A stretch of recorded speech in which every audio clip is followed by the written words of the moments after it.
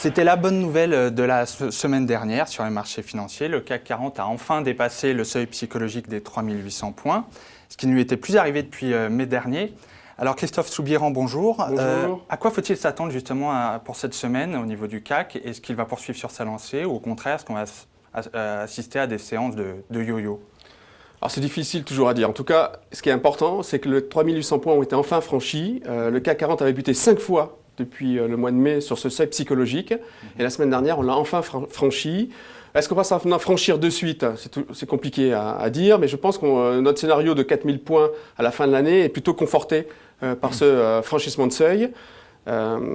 Aujourd'hui, les investisseurs penchent plutôt du côté des fondamentaux. Longtemps, ils se sont focalisés sur les données macro, on les connaît.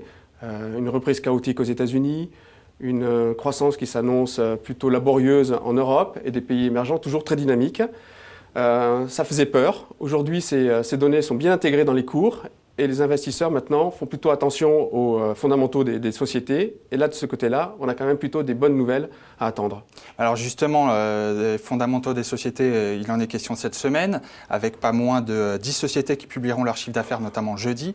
Roland Laskin, quelle valeur faudra-t-il particulièrement suivre cette semaine? Il faudra vraiment s'intéresser à toutes les valeurs qui seront capables de produire de la croissance, d'aller chercher la croissance dans les pays émergents. Les marchés seront très attentifs à ça parce qu'on sait que derrière, avec les restructurations qui ont été faites, on pense que les résultats vont suivre. Et alors justement, vous évoquez Wall Street. Qu'est-ce qui pourrait soutenir le CAC 40 justement?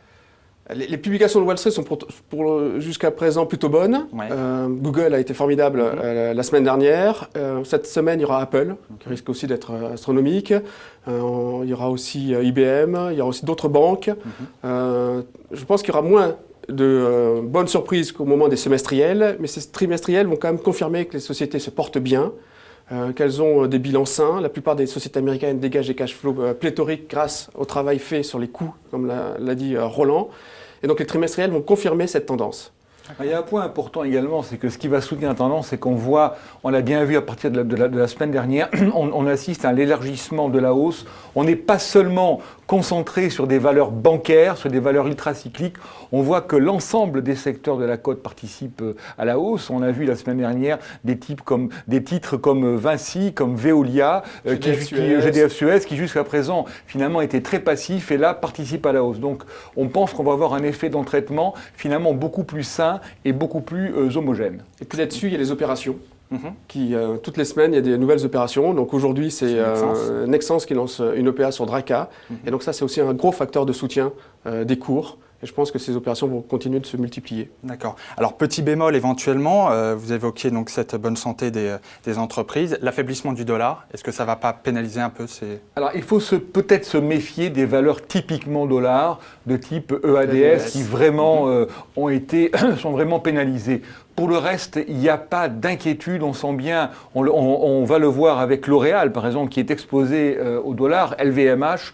À partir du moment où la croissance est là, où on arrive à gagner des parts de marché dans les pays émergents, aux États-Unis et dans tous les pays, notamment d'Amérique latine, ça satisfait le marché. Il n'y a pas d'inquiétude fondamentale. En revanche, des valeurs comme ST Micro, peut-être là, ou EADS sont peut-être un petit peu plus exposées. Et puis la problématique du dollar, de la volatilité du dollar n'est pas nouvelle pour les entreprises. Donc ça fait depuis longtemps qu'elles travaillent, qu'elles l'ont intégré, qu'elles travaillent pour s'en affranchir. Donc ça concerne très peu de valeur au final. Très bien. Merci à vous. Merci.